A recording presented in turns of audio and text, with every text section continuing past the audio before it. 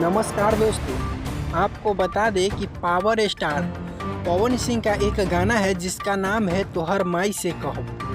बता दें कि ये काफ़ी ज़्यादा सोशल मीडिया पर वायरल हो रहा है। अभी भी यह गाना जो है लगातार सोशल मीडिया पर दर्शक का प्रिय सॉन्ग बन चुका है। अगर आप लोगों ने अभी तक इस गाना को नहीं देखा है तो एक बार जाकर सोशल मीडिया पर ज़रूर देखिएगा। और पावर स्टार पवन सिंह का यह गाना जो है काफ़ी ज़्यादा सोशल मीडिया पर चल रहा है।